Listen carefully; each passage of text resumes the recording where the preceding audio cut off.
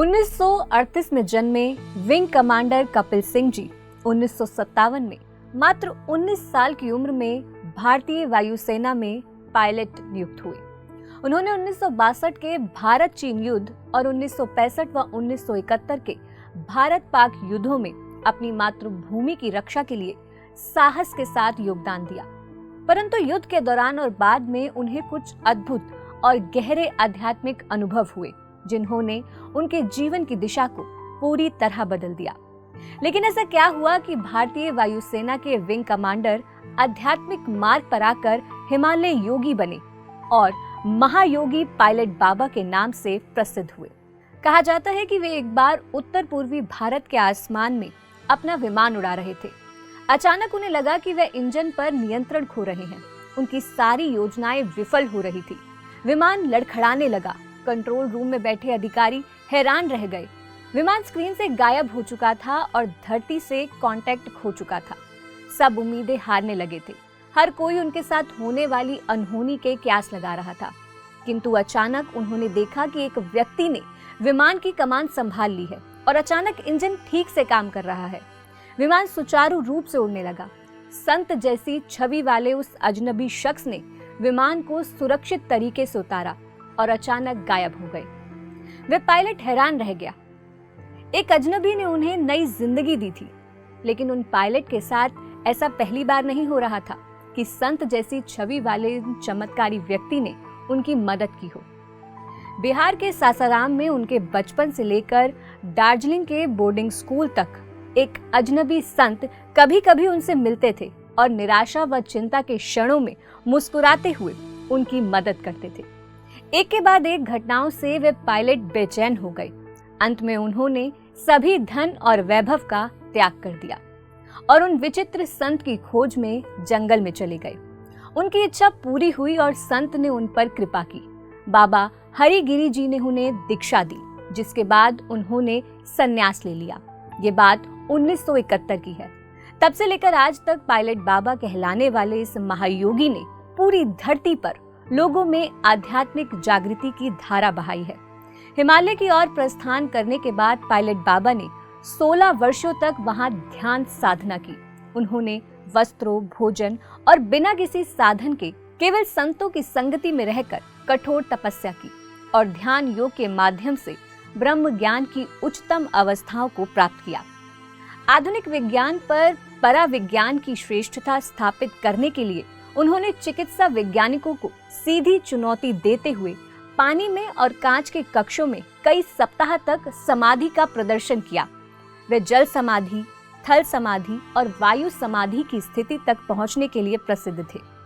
डॉक्टरों द्वारा मृत घोषित किए जाने के बाद भी उन्होंने हजारों लोगों के सामने शरीर को पुनर्जीवित करने का प्रदर्शन किया। इतना ही नहीं, हिमालय में अपनी 1 महीने की समाधि के दौरान उन्होंने ब्रह्मांड में अन्य सूक्ष्म लोकों का भ्रमण किया और एक अन्य भौतिक शरीर में कई लोगों से बात की। अपनी इन योगिक शक्तियों के प्रदर्शन के बारे में पूछे जाने पर वे कहते थे कि उनका उद्देश्य चमत्कार दिखाना नहीं है। वे मानव जाति में शांति, प्रेम और सौहार्द लाना चाहते हैं, जो केवल तब संभव है जब संसार योग साधना के मार्ग को अपनाएगा। हरिद्वार के श्री पंचदश नामक जूना अखाड़े के वरिष्ठतम महामंडलेश्वर रहे महायोगी पायलट बाबा को 2010 में उज्जैन में जूना अखाड़े के पीठाधीश्वर पद पर अभिषिक्त किया गया था। अपने सांसारिक जीवन में देश के प्रति समर्पित रहे पायलट बाबा संन्यास लेने के बाद विश्व के आध्यात्मिक विकास के लिए प्रतिबद्ध हो गए। उन्होंने सामाजिक समरसता, विश्व शांति और प्राकृतिक संतुलन की दिशा में भी बढ़ चढ़कर काम किया। 2021 में हुए कुंभ मेले में उनका नारा था, नारी, नदी और न्याय, यानी नारी को सामाजिक जीवन में शास्त्रोक्त सम्मानित स्थान मिले, नदियों का प्रदूषण और प्रकृति का शोषण बंद हो तथा समाज में सौहार्द और न्याय की स्थापना हो। पायलट बाबा का कहना था कि महाभारत काल का संकल्प योग एक विज्ञान है और इसे कोई भी सीख सकता है। उनका मानना था कि आधुनिक मनुष्य जो दुनिया देखता है वह बहुत छोटी है। भौतिक आंखों के परे जो अदृश्य जीवन है उसका रूप बहुत श्रेष्ठ है। हम उस अदृश्य जीवन के दर्शन सूक्ष्म या तीसरी आंख से कर सकते हैं। महाकाव्यों में वर्णित यक्ष, गंधर्व, किन्नर और लंपांग जैसे सभी प्राणी हिमालय की चोटियों की प्राकृतिक सुंदरता में निवास करते हैं। पिरामिड स्पिरिचुअल सोसाइटीज मूवमेंट के संस्थापक ब्रह्म ऋषि पितामह पत्री जी के साथ अपनी बातचीत में उन्होंने पिरामिड ऊर्जा को मानवता के लिए दिव्य आत्माओं का उपहार बताया। उनका कहना था कि पिरामिड केवल कोई सामान्य गणितीय आकृति नहीं है, बल्कि मंदिर है। पायलट बाबा ने पिरामिड केंद्रों के निर्माण को समाज में ऊर्जा का केंद्रीय स्तंभ माना। उनके अनुसार पिरामिड ऊर्जा एक साधक की ध्यान साधना में सहायक होती है, जिससे साधक के भीतर ब्रह्मांडीय ऊर्जा का प्रवाह सुगम हो जाता है। पिरामिड ध्यान के माध्यम से व्यक्ति आत्मज्ञान की ऊंचाइयों तक पहुंच सकता है। महाभारत काल के कृपाचार्य, विदुर, अश्वत्थामा जैसे व्यक्तियों सहित हिमालय के महान योगियों के साथ उनकी बातचीत के रूप में पायलट बाबा की आध्यात्मिक आत्मकथा हिमालय कह रहा है प्रकाशित हुई। ये पुस्तक न केवल दिव्य पौराणिक चरित्रों के साथ उनकी बातचीत से भरी हुई है, बल्कि हिमालय की गुफाओं और सभ्यताओं की खोज का एक अद्भुत अलौकिक विवरण है।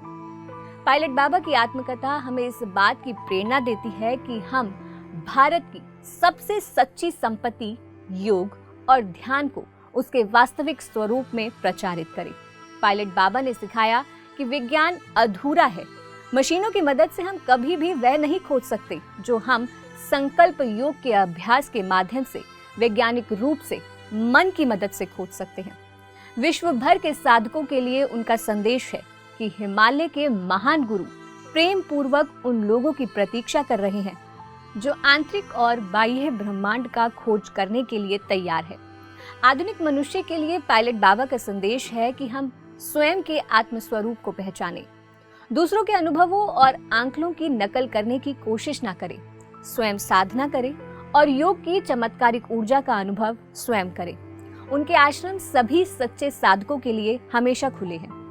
15 जुलाई 1938 को वह भगवत चेतना जिस भौतिक देह के रूप में जन्म लेकर आई, 20 अगस्त को 2024 को उस नश्वर भौतिक देह में उन्होंने अपनी अंतिम सांस ली। वे कहते थे कि मृत्यु केवल शरीर का विश्राम है। पायलट बाबा का कहना था कि पीड़ा और सुख की तरह जन्म और मृत्यु भी मानव मन की उपज है। जब हम दृष्टा भाव से मन की इस प्रकृति को देख लेते हैं, तब सब खत्म होकर केवल सत्य बचता है और सत्य ही हमें मुक्त करता है। हम सबको जीवन मुक्त बनने के लिए दृष्टा भाव में रहने का अभ्यास करना होगा। ब्रह्म ऋषि पत्री जी, PSSM और PMC हिंदी पायलट बाबा को श्रद्धांजलि अर्पित करते हैं। हम योग साधना को विश्व भर में प्रचारित करने के उनके संकल्प के लिए प्रतिबद्ध हैं।